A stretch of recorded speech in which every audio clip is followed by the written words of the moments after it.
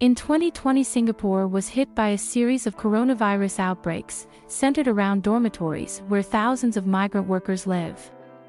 Cases have dropped significantly, but most of the men are still not permitted to leave except to go to work. It is one of the longest periods of COVID confinement faced by anyone anywhere in the world. This is prison life. This is a captive's life. Sharif came to Singapore in 2008.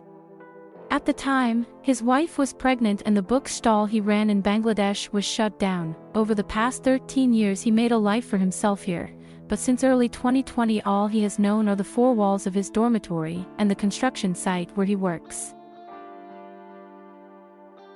He and nearly 300,000 others are banned from mixing with the general public. Last week, Singapore's government said it would allow a handful of workers to go out in a pilot scheme. I appreciate the experiment, he says. But I can't express much joy at this news. Workers are only allowed to go to a certain place for a fixed time. Sharif was not one of those selected for the scheme. Sitting on the back of the lorry that takes him to work, he often catches glimpses of the city and its people, who have never been subject to the same restrictions. They are eating out, going shopping, meeting their friends. And I think, why is that not me? Did I make this coronavirus? Most of his spare time he spends lying on the top bunk of his bed, either talking to his family or writing prose and poetry, both in English and Bengali. He says nighttime is when things are most difficult. Men often wander the corridors or try to sleep outside on the ground. I lie in my bed and sleep won't come. How can I sleep? I need fresh light, I need fresh oxygen, he says. 50 workers were allowed to spend 4 hours out of their dormitories unsupervised. A spokesman for the Ministry of Manpower called it a milestone. At one of Singapore's main Hindu temples, 2 men were presented to journalists. One of them, Patrisamy Muruganathan from India, told those assembled that he was very happy to be out and very grateful to the Singapore government and to the mom for taking care of us. Since the start of the pandemic, Singapore has reported 58 deaths out of a population of 5.7 million. The country's success in suppressing the virus has afforded Singaporeans long periods of freedom over the past year and a half. But even when restrictions were at their toughest and the country was locked down, no healthy person in Singapore was ever banned from leaving their home. Socially distanced exercise, for example, was encouraged. But not for those in the dormitories. The communal living and working conditions of migrant workers in dorms put them at higher risk of infection and the formation of large clusters, Singapore's Manpower Minister Dr. Tan Sri Lung said in February. For Sharif, it feels more like he is being punished rather than protected.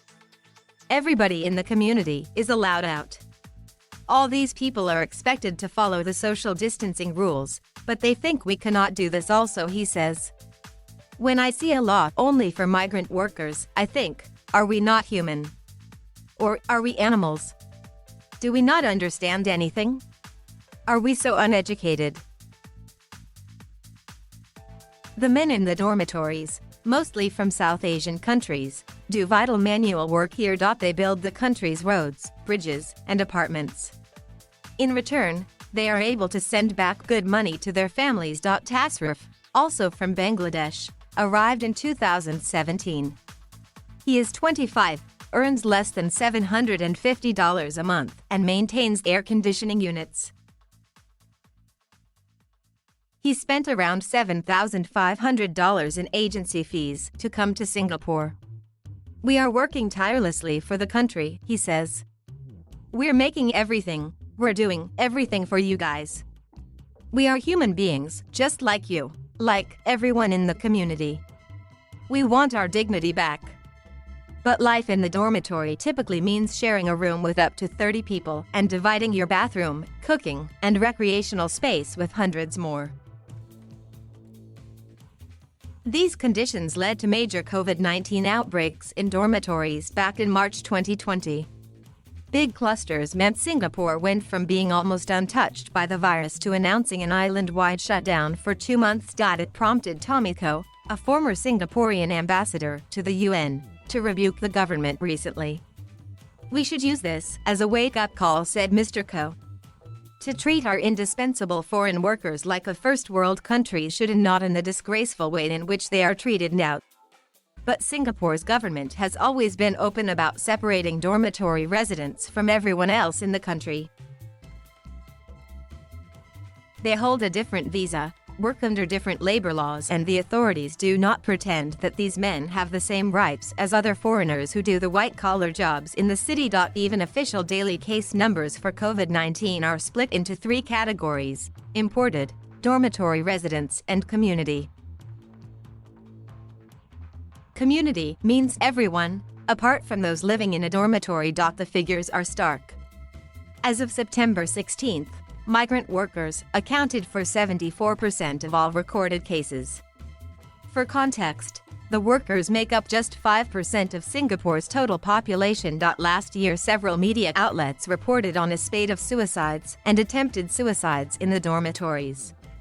Instead, they said they were always mindful and conscious of the need to better support the mental well-being of our migrant workers, and that they offer counseling services and a helpline for those who need it. Professor Jeremy Lim, Director of Global Health at the Saw Swee Hock School of Public Health at the National University of Singapore, says denying workers their freedom has few public health benefits at the moment. "I would say that the COVID-19 concerns are massively overblown. They are vaccinated, they are familiar with safe distancing, they wear masks. So what more can we do? Speaking as a public health professional, we have to recognize there are limits. Right now is the time to focus on these workers' mental health because they are really struggling at the moment."